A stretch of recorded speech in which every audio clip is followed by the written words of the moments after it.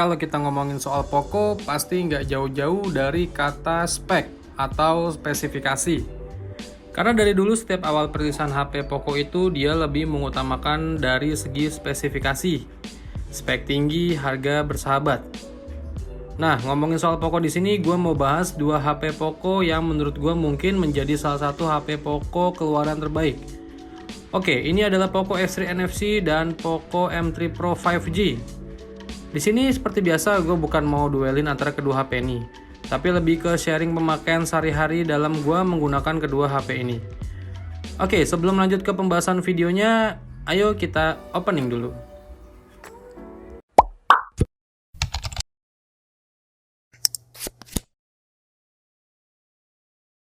Pertama gue mau kasih tahu dulu untuk harga terbaru saat ini di tanggal video gue rilis. Poco X3 NFC untuk varian RAM 6GB, storage 64GB dijual di harga Rp2.894.000. Sedangkan untuk varian RAM 8GB dengan storage 128GB dijual di harga Rp3.250.000. Dan untuk Poco M3 Pro 5G varian RAM 4GB, storage 64GB dijual di harga Rp2.599.000. Dan untuk varian RAM 6GB, storage 128GB dijual di harga Rp2.899.000. Nah, kebetulan yang gue punya di sini untuk Poco X3 NFC itu di RAM 6GB dan Poco M3 Pro 5G juga di RAM 6GB. Untuk harga beda tipis banget, dan untuk performanya gimana nih? Jadi di sini ada 3 kategori yang mau gue bahas. Pertama, desain dan user interface pemakaian sehari-hari. Kedua, performa, dan yang ketiga, jangka waktu lama pemakaian. Kalau untuk Poco M3 Pro 5G dari segi desainnya ini udah kekinian banget. Looknya dilihat itu keren, dengan warna hitam mencilak kayak yang gue punya ini. Menurut gue ada sisi sangarnya juga dan elegan. Peletakan kamera di bagian belakangnya yang udah tampil beda. Poco banget lah kayak seri pertama Poco M3 itu. Desainnya sama-sama tampil beda.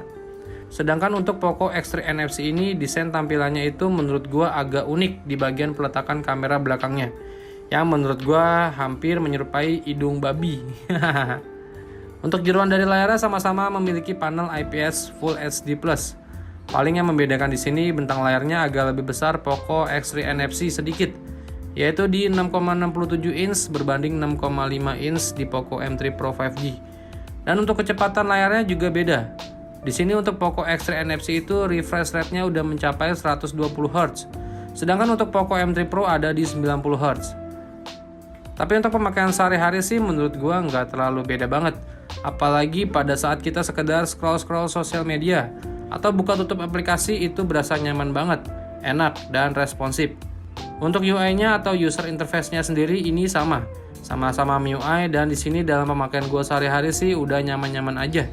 Karena di sini gue juga sering pakai HP Xiaomi, tapi memang untuk iklan bertebar di setiap aplikasi bawaannya itu udah pasti agak bikin gak nyaman dan sedikit mengganggu. Oh ya, NFC di kedua HP ini juga hadir ya. Jadi untuk sekedar cek saldo e-money atau isi saldo sekalipun udah bisa. Kalau untuk desain dan user interface-nya sehari-hari sih gue lebih pilih Poco M3 Pro 5G. Karena HP ini udah menampilkan desain yang cukup beda dan menarik. Kedua, dari segi performanya. Performa di sini gue bukan bahas tentang adu speed ya, tapi di sini gue mau bahas lebih ke pemakaian sehari-hari. Tapi buat yang belum tahu, nih gue tunjukin spesifikasi dari masing-masing kedua HP ini.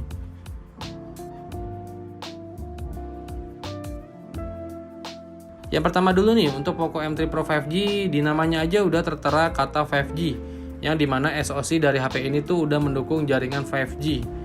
Tapi bahas 5G nanti di akhir video ya. Untuk saat ini nikmatin aja dulu pembahasan performanya. Dimensity 700-nya punya Poco M3 ini menurut gua sukses menggebrak pasar Indonesia. Dimana kalau performa main game ini udah berasa nyaman dan aman. Nyamannya karena layarnya udah bisa 90 Hz, yang dimana kalau main game itu berasa lebih enak. Dan amannya karena Dimensity 700 ini cenderung adem. Tapi untuk kondisi game tertentu ya. Gua kasih contoh pengetesan gamenya pakai game yang enteng sampai yang keberat, yaitu Crash Bandicoot Mobile Legends dan PUBG Mobile. Untuk game Crash Bandicoot ini masih aman-aman aja ya. Untuk touchscreen-nya juga berjalan dengan baik pada saat kita pindah-pindahin karakternya. Lanjut untuk Mobile Legends, settingannya yang didapat itu mentok ultra ya. Dengan high frame rate udah on.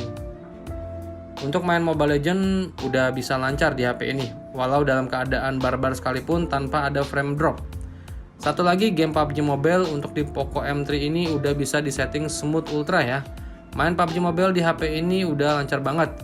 Tapi ketika udah main agak lama baru udah tuh berasa frame drop ketika HP-nya udah berasa hangat-hangat gitu. Yang jelas dari ketiga game yang udah gua tes di atas, semua masih bisa berjalan dengan nyaman dan enak dimainkan. Apalagi refresh rate-nya di HP ini udah bisa 90 Hz, dimana pemakaian gua udah lancar banget, layarnya berasa smooth dan responsif. Dan untuk Poco X3 NFC ini buat main game di HP ini tuh cukup lancar banget, karena HP ini sudah dibekali dengan Snapdragon 732G, yang dimana untuk HP keluaran saat ini pun masih banyak yang pakai SoC ini. Bahkan HP Xiaomi terbaru Mi 11 Lite pun pakai SoC ini. Jadi emang Snapdragon 732G itu udah cukup teruji dan aman dipakai di HP-HP saat ini. Di sini gue main PUBG Mobile, HP ini bisa menjalankan kualitas grafik Smooth Ultra atau HDR Ultra, yang dimana main di HP ini tuh berasa lancar-lancar aja. Mungkin kalau udah dipakai lama, HP ini akan berasa hangat dan itu mulai membuat frame rate drop. Tapi nggak begitu yang signifikan banget. Overall cukup puas main PUBG di HP ini. Lalu untuk menunjang prosesor Snapdragon 732-nya, Poco X3 NFC ini dibekali kapasitas baterai 5160 mAh yang harusnya udah cukup awet dan bisa bertahan seharian penuh. Tapi yang gue rasain di HP ini tuh agak sedikit berbeda. Dengan pemakaian game sehari bisa sejaman, HP ini tuh cenderung agak boros. Sama juga dengan Poco M3 Pro 5G. Nggak tahu kenapa baterai yang udah di angka 5000-an mAh tapi serasa kayak baterai 4000-an. Tapi untuk ngecas di HP Poco X3 NFC ini udah cepet banget, dimana sudah berteknologi fast charging 33 watt Type-C, dimana ngecas dari 0 sampai 100 cuma butuh waktu ya kurang lebih 1 jam 15 menitan. Sedangkan untuk Poco M3 Pro 5G untuk kecepatan ngecasnya masih di 18 watt, yang masih kalah jauh untuk ngecas antara kedua HP ini. Dan satu lagi dari segi performa kameranya, gue bisa bilang kamera di Poco X3 NFC ini tuh udah paling terbaik dari segi mid-range.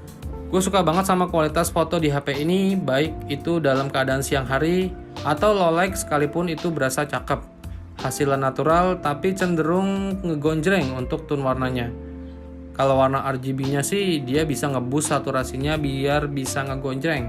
Intinya foto di HP Poco X3 NFC itu udah cakep dan sangat mampu bisa bersaing dari segi persaingnya, yaitu Poco M3 Pro 5G. Yang dimana HP ini tuh udah cukup aman kalau soal jepret-jepret foto. Satu hal lagi, untuk pengambilan mode lensa wide di Poco M3 Pro 5G ini absen ya, karena nggak ada lensa wide-nya. Sedangkan di Poco X3 NFC ini udah ada. Masuk ke videografinya, Poco X3 NFC mempunyai fitur stabilisasi yang udah cukup banget, yang udah bisa diaktifin di mode resolusi 1080p 30 fps. Tapi untuk Poco X3 NFC juga sudah bisa ngerekam video resolusi 4K ya di 30 fps. Detail tajam, cuma hanya stabilisasinya aja agak kurang. Untungnya untuk resolusi 1080p di 30 fps, fitur stabilisasinya udah cakep banget. Berbeda dengan Poco M3 Pro 5G, untuk setting mentok rekaman videonya ada di 1080p di 30 fps. Tapi untuk kualitas perekaman videonya juga bisa cukup diandelin. Tapi ya itu cuma bisa mentok di Full HD 30 fps. Jadi jelas untuk perbandingan performa game dan kameranya, gue lebih suka Poco X3 NFC. Dan yang terakhir, untuk jangka waktu pemakaian panjang, lebih baik pilih yang mana antara Poco M3 Pro 5G atau Poco X3 NFC. Sebenarnya tanpa gue bahas, kalian tentunya udah tahu pasti Poco M3 Pro 5G yang lebih baik untuk jangka waktu yang lama. Ya karena 5G-nya itu satu hal yang mengalahkan segalanya kalau dalam segi pemakaian lama. Kalau di Poco X3 NFC kan masih mendukung jaringan 4G. Ya simple, 5G lebih lama dipakai.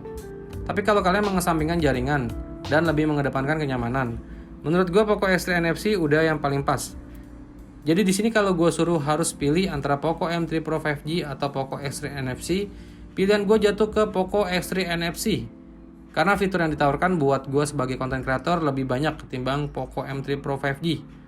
Oke, sekian dulu video dari gue dan sampai ketemu di video gue berikutnya. Fengke pamit, bye.